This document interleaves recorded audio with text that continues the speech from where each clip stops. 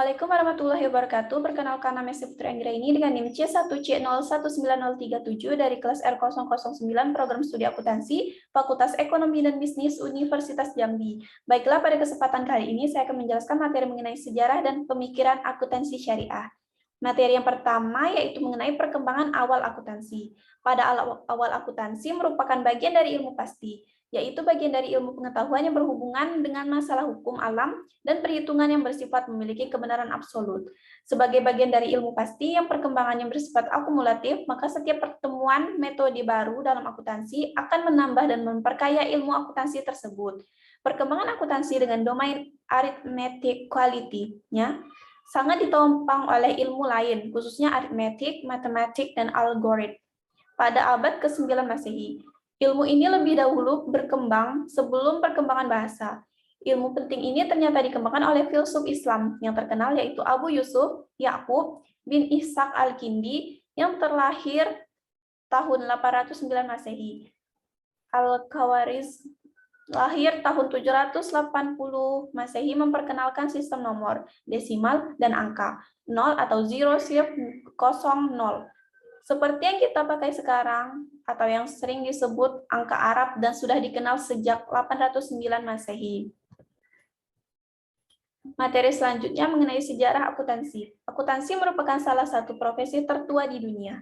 Dari sejak zaman prasejarah, keluarga memiliki perhitungan sendiri untuk mencatat makanan, pakaian yang harus mereka persiapkan dan mereka gunakan saat musim dingin. Ketika masyarakat mulai mengenal adanya perdagangan, maka pada saat yang sama mereka telah mengenal konsep nilai atau value dan mulai mengenal sistem moneter atau monetary system. Menurut Verner Kamm, tahun 1990, ilmu akuntansi diperkenalkan pada zaman feodalisme Barat. Namun, setelah dilakukan penelitian sejarah dan arkeologi, ternyata banyak data yang membuktikan bahwa jauh sebelum penulisan ini sudah dikenal adanya akuntansi. Materi selanjutnya yaitu mengenai perkembangan akuntansi syariah. Perkembangan sebelum tahun 2002. Walaupun bank muamalat sudah beroperasi sejak tahun 1992, namun sampai dengan tahun 2002 belum ada PSAK atau pernyataan standar akuntansi keuangan yang mengatur. Sehingga pada periode ini masih mengacu pada PSAK 31 tentang akuntansi perbankan walaupun tidak dapat dipergunakan sepenuhnya. Terutama paragraf-paragraf yang bertentangan dengan prinsip syariah seperti perlakuan akuntansi untuk kredit.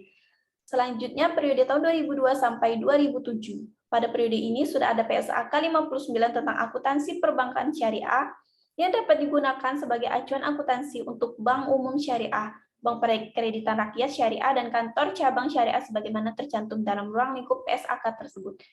Dan tahun 2007 sampai dengan sekarang. Pada periode ini DSAK atau Dewan Standar Akuntansi Keuangan mengeluarkan PSAK syariah yang merupakan perubahan dari PSAK 59.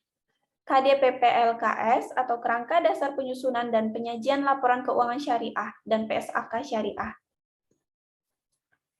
Baiklah, materi selanjutnya mengenai prosedur dan istilah yang digunakan. Islam mengembangkan dan menerapkan prosedur pencatatan berikut. Yang pertama, transaksi harus dicatat segera setelah terjadi. Yang kedua, transaksi diklasifikasikan menurut sifatnya. Yang ketiga, tanda terima dicatat di sebelah kanan. Dan sumber penerimaan telah ditentukan dan dipublikasikan. Yang keempat, catat pembayaran dan tunjukkan jumlah yang cukup di sebelah kiri. Yang kelima, penjelasan rinci tentang catatan transaksi. Yang keenam, tidak ada ruang tersisa di antara dua transaksi. Yang ketujuh, dilarang mengoreksi catatan transaksi dengan menulis ulang atau menghapus. Yang kedelapan, jika akun ditutup, tempatkan tanda tangan tertentu di buku untuk mencerminkan pengungkapan akun disedia. Yang kesembilan, setiap transaksi yang identik dicatat dalam buku induk dan kemudian diposting ke buku khusus yang disediakan untuk jenis transaksi tersebut. Yang ke-10, setiap transaksi serupa diposting oleh seseorang yang tidak ada hubungannya dengan pencatat dan pembukuan transaksi harian lainnya. Yang ke-11, neraca yang disebut al-hasil atau perbedaan antara kedua jumlah harus ditarik. Yang ke-12, harus menyiapkan laporan bulanan atau tahunan.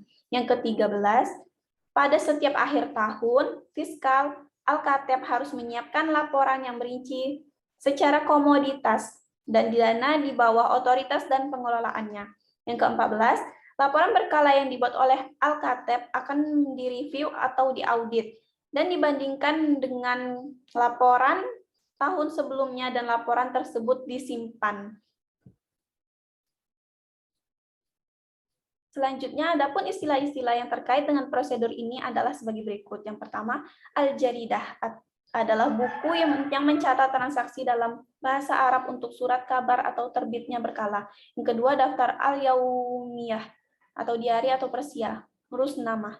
Yang ketiga, Al-Rusnamaj atau diari mencatat setiap harian.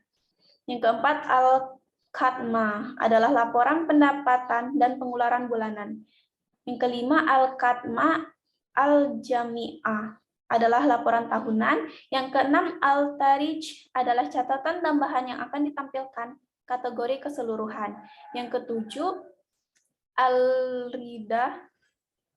Al-Arida adalah 3 kolom jurnal, jumlah totalnya ada 3 kolom 3. Yang kedelapan, Al-Bara adalah bukti pembayaran wajib pajak. Yang kesembilan, Al-Muwafaqah wal Jamaah adalah akuntansi komprehensif yang disediakan. Materi selanjutnya mengenai hubungan antara akuntansi modern dan akuntansi syariah.